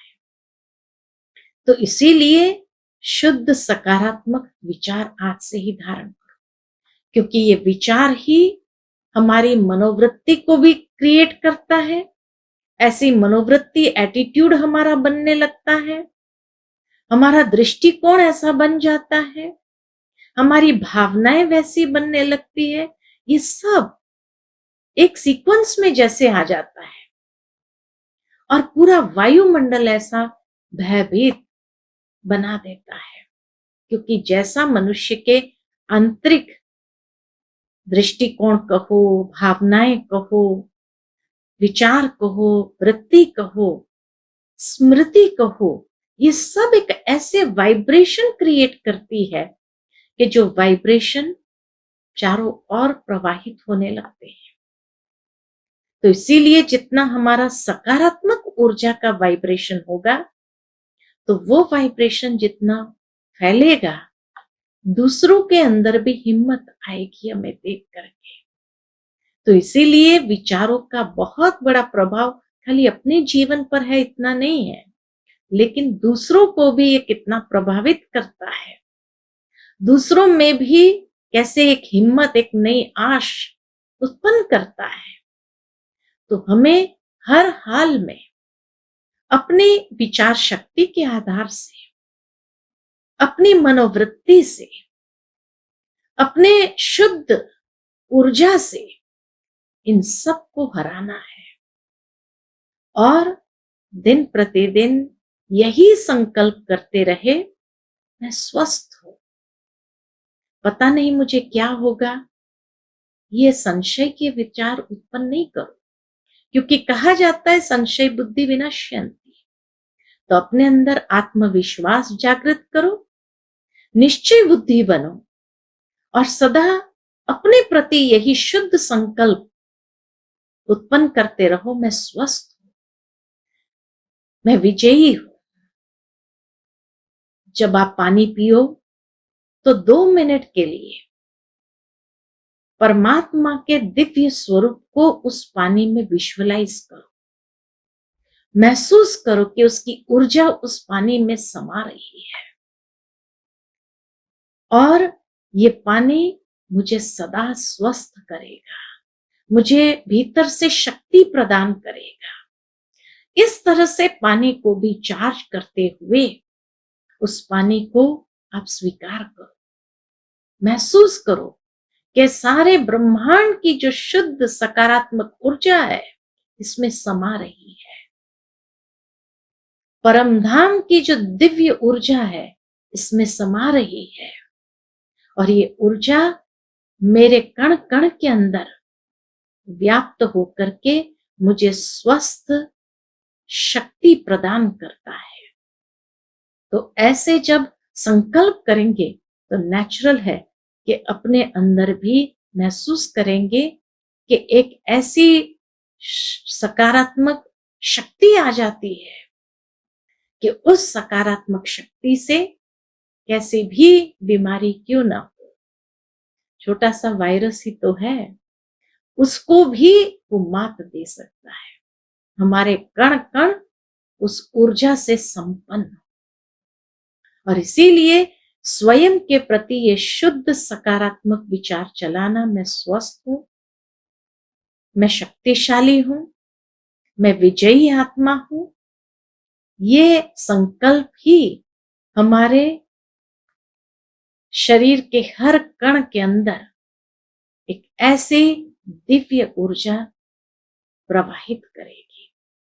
तो इसीलिए महामारी से डरो नहीं, कोरोना से डरो नहीं, लेकिन ये भी साथ में प्रेरणा मिलती है कि हे प्रभु, अब जो जीवन होगा उसमें हम सभी मिलकर के श्रेष्ठ कर्म करेंगे। तो आत्मविश्वास आपका बढ़ जाएगा कि अब मुझे श्रेष्ठ कर्म करना है, दूसरों को भी हिम्मत देनी है, ऐसा श्रेष्ठ कर्म मुझे करना है। और इस तरह से हम कैसे भी बीमारी के जो संकल्प है उसको समाप्त करते जाए और अपने आप को आत्मविश्वास के साथ, नई ऊर्जा के साथ एक नए जीवन में जैसे कदम रख रहे हैं ऐसा अनुभव करें। तो चलिए थोड़ी देर के लिए हम स्वयं को शुद्ध संकल्प देते हैं। कुछ क्षण के लिए अपने सभी विचारों को बाह्य बातों से समेट लेते हैं और स्वयं को प्रकृति के मध्य में ज्योति पुंज के रूप में देख रहे हैं। ये शरीर तो वस्त्र मात्र है, मैं आत्मा मालिक हूं।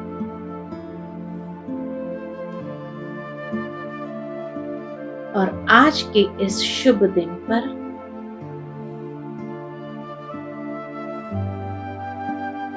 मैं परमात्मा के सन्मुख स्वयं को देखती हूं। जैसे मैं आत्मा ज्योति पुंज हूं, वैसे मेरे पिता परमात्मा भी अनंत प्रकाशमान दिव्य तेजोमय स्वरूप है।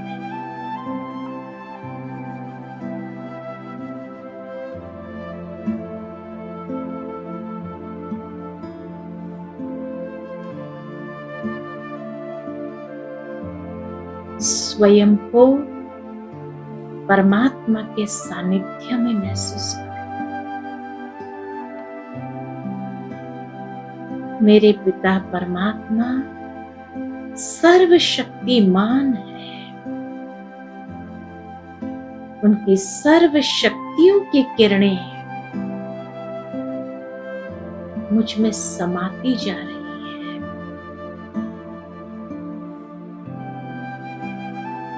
और मुझ आत्मा में शुद्ध सकारात्मक ऊर्जा का संचार हो रहा है। मैं आत्मा सशक्त हो रही हूं।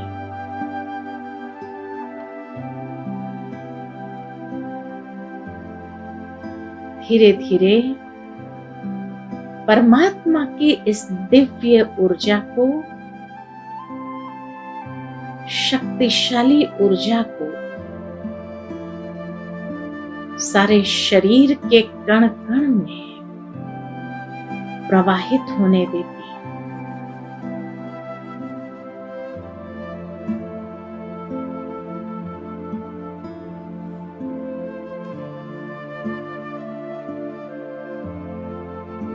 और इस शुद्ध सकारात्मक दिव्य ऊर्जा से मैं स्वस्थ होती जा रही हूं। मैं स्वस्थ हूं।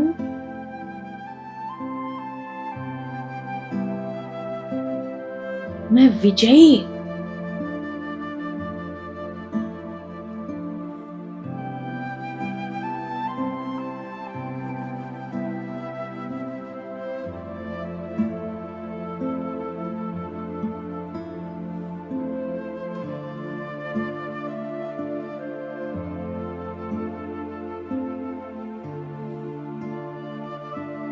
मैं आत्मा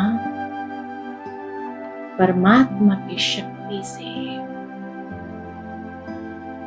अपने चारों ओर की दिव्य ऊर्जा का प्रभामंडल देख रही हूं, जो मेरे लिए सुंदर कवच का कार्य कर रहा है।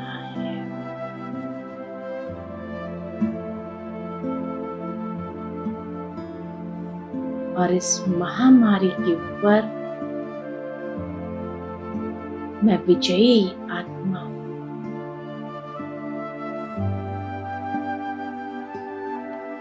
मैं स्वस्थ हूं, शक्तिशाली हूं।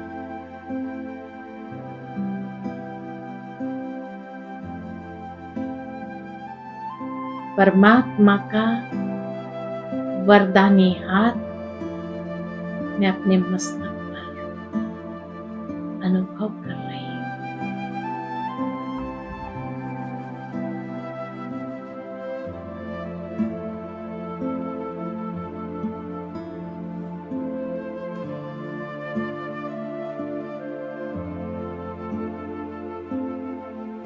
धीरे धीरे अपने मन और बुद्धि को वापस इस वर्तमान क्षण में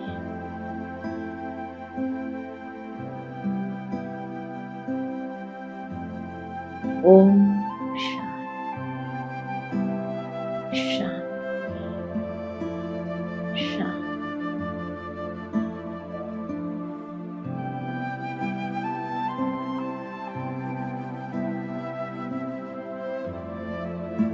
बहुत बहुत धन्यवाद है आदरणीय उषा दीदी जी का, जिन्होंने बहुत ही सिंपल, सरल और स्पष्ट शब्दों में हमें बताया कि अपनी संकल्प शक्ति को जमा करके कैसे हम हर प्रकार की परिस्थिति में, चाहे वो कोई भी बीमारी हो, भय और चिंता से मुक्त हो सकते हैं, और साथ ही मेडिटेशन के अभ्यास से अपने मनोबल को बढ़ा सकते हैं। तो पुनः एक बार फिर से हम सभी की ओर से आदरणीय दीदी जी का बहुत बहुत दिल से धन्यवाद है। तो अभी हमारे नेक्स्ट स्पीकर जो हमारे साथ हैं, आदरणीय Brahma Kumari Premlata Didi ji, in charge Rajyoga centres Mohali circle, जिनकी प्रेरणा से आज का ये कार्यक्रम विशेष रूप से हम सबके बीच में ऑर्गेनाइज किया गया है। आदरणीय दीदी जी पिछले 45 वर्षों से भी अधिक समय से इस ईश्वरीय विश्वविद्यालय में अपनी सेवाएं प्रदान कर रहे हैं। ज्ञान और योग को अपने जीवन में जिन्होंने प्रैक्टिकली बहुत सुंदर तरीके से आत्मसात किया है, तो उनका जीवन एक खुली किताब है हम सबके बीच में। तो उन्हीं अनुभवों को हमारे बीच में आज दीदी जी रखेंगे एक प्रेरणा स्रोत के रूप में। आदरणीय ब्रह्मा कुमारी प्रेमलता दीदी जी। ओम शांति, नमस्कार। आज की इस संध्या में आप सभी भाई बहनों का इस वेबिनार में हार्दिक स्वागत है। विषय भी वक्त के अनुसार है, harnessing the thought power to win over corona और एनी डिजीज़। कोरोना नाम सुनते ही आज चारों तरफ भय और टेंस के वाइब्स हैं। ये हम सब जानते हैं कि वाइब्स जो हैं विचारों से बनते हैं। समस्या इतनी बड़ी नहीं होती, हमारी सोच उसे बड़ा बना देती है। इसका कारण क्या है? इसका कारण ज़्यादातर आजकल मन का डिज़ाइन हमने नेगेटिव बना रखा है, जिसके कारण मन कमज़ोर हो गया है। और हो भी क्यों ना, क्योंकि कोरोना से मरने वालों की खबरें बार बार सुन सुनकर हम डरते रहते हैं और सारी बात अपने ऊपर लगाते रहते हैं कि अगर मेरे साथ भी ऐसा हो गया तो। पर अगर हम ध्यान दें तो कोरोना से मरने वालों की ही संख्या सिर्फ नहीं, लेकिन कोरोना से रिकवर होने वालों की संख्या भी तो बहुत ज़्यादा है। बीमारी कोई भी हो, पर उसमें हमने अपनी सोच को ऊर्जावान और सकारात्मक बनाए रखना है। मनुष्य के पास अनेक प्रकार का धन है, सोना चांदी है, रुपया पैसा है, ज़मीन का धन है, पढ़ाई लिखाई की डिग्रियां हैं, ज़मीन है, जायदाद है, जानवर हैं, घोड़े हाथी हैं, बहुत सा धन है। लेकिन इन सभी धनों में सर्वश्रेष्ठ धन विचारों का धन माना गया है। विचार श्रेष्ठतम पूंजी है। इसलिए विचारों से अपना मनोबल हम बढ़ाएं, अच्छा लिटरेचर स्टडी करें, जिसे पढ़ने का टाइम आगे पीछे कई बार नहीं मिलता, तो ऐसे वक्त पर हम अच्छा लिटरेचर पढ़ें। और जिस भी इष्ट को या भगवान को आप मानते हों उन्हें याद करें, शांति से याद करें, इत्मीनान से याद करें, उनकी शिक्षाओं को याद करें। इससे क्या होगा, एक तो अपनी ईश्वरीय लगन का भी पता चलेगा, क्योंकि कहा जाता है जैसा सोचेंगे वैसा बन जाएंगे। जैसे हम देखते हैं एक उम्दा बीज, बहुत अच्छा बीज कितना फ़ायदा देता है। एक बीज बोते हैं, उसे वृक्ष बनता है। वो वृक्ष जब बड़ा हो जाता है तो मानव को उसके कितने फ़ायदे होते हैं। उसे ऑक्सीजन मिलती है, वायुमंडल स्वच्छ होता है, हरियाली आती है, आँखों को शीतलता मिलती है और वातावरण स्वच्छ बनता है। फूल फल स्वादिष्ट मिलते हैं, सुगंध मिलती है और कई बीमारियों में भी फूल फल का प्रयोग होता है। और सबसे बड़ी बात, उस वृक्ष की लकड़ी कितना काम करती है। इसी प्रकार अगर हम अपने जीवन में, मानव जीवन में एक एक संकल्प रूपी बीज को वैल्यू दें, क्योंकि कर्म बाह्य रूप है, कर्म रिजल्ट है, संकल्प या थॉट उस कर्म का बीज है। तो अगर हम अपने एक एक संकल्प रूपी बीज को मूल्यवान बनाएं, सकारात्मक बनाएं, श्रेष्ठ बनाएं, तो जितने सुंदर विचार होंगे, जितने पॉजिटिव विचार होंगे, रचनात्मक होंगे, सुखदायी होंगे, कल्याणकारी होंगे, तो मानवता इस समाज में खिल उठेगी और उस खिले हुए समाज का फ़ायदा हमें भी होगा और सभी को होगा। स्वस्थ समाज हो जाएगा। और सबसे बड़ी बात, हमारे विचारों का हमारे अपने ही तन मन पर बहुत अच्छा प्रभाव पड़ता है। तन भी स्वस्थ होता है और मन भी स्वस्थ होता है, क्योंकि स्वस्थ विचार होंगे तो स्वस्थ तन और मन होगा, परिवार भी खुशहाल होगा। हमारे विचारों का प्रभाव सबसे ज़्यादा हमारे ही शरीर के एक एक सेल पर पड़ता है। तो हमारा स्वास्थ्य हमारे अपने हाथ में है। हम किसी प्रकार की बीमारी में मन को डगमगाएं ना। हमारा एक एक अंग हमसे पॉजिटिविटी चाहता है। इस पर मुझे एक प्रैक्टिकल एग्जाम्पल याद आ रहा है। वो अनुभव है किसी भाई का। तो इस ब्रह्मा कुमारी सेंटर में ही बहुत वर्षों से राजयोग का अभ्यास करने वाले एक भाई जो अमेरिका में सेटल्ड हैं, तो क्या हुआ, उनकी हाइट अच्छी लंबी है। तो कई बार लंबी हाइट वालों की रीढ़ की हड्डी में दर्द थोड़ा जल्दी ही हो जाता है। तो एक बार वो बैठे थे, उनकी रीढ़ की हड्डी में दर्द हुआ। वो मेडिटेशन में बैठे थे, उनको मन में विचार आया कि क्या है, रीढ़ की हड्डी दर्द हो रही है, कमर दुख रही है, मेरे से ये काम भी नहीं हो रहा, वो भी नहीं हो रहा। तो वो जैसे एकदम साइलेंस में बैठते हैं, तो उनके मन में विचार आया कि जैसे रीढ़ की हड्डी उनसे बात कर रही है कि देख भाई राम प्रकाश, क्योंकि उन भाई का नाम राम प्रकाश है, देख भाई राम प्रकाश, इतने वर्ष 50-55 वर्ष मैंने तुम्हारा बहुत साथ दिया, तुम्हें कुछ दर्द नहीं होने दिया। तुमने एक बार भी मेरे को अप्रिशिएट नहीं किया किसी के आगे कि मेरी कमर बहुत अच्छी है, मैं बहुत भाग के काम करता हूँ। आज मैं थोड़ी सी कमज़ोर पड़ी और तुम बार बार जगह जगह यही बोल रहे हो, मेरी कमर दुख रही है, मेरी रीढ़ की हड्डी में प्रॉब्लम है। तो मैंने उस रीढ़ की हड्डी की आवाज़ साइलेंस में मन से सुनी। और मैंने क्या किया, उस भाई ने क्या किया कि एकदम परम धाम में निराकार ऑलमाइटी परमात्मा की याद में बैठ के उसकी पावरफुल रेज, हीलिंग रेज अपनी टोटल रीढ़ की हड्डी पर डालनी शुरू की। डालता गया, डालता गया, डालता गया। तो क्या हुआ, एकदम दर्द गायब हो गया और उसके बाद कभी भी रीढ़ की हड्डी में दोबारा वो दर्द नहीं हुआ।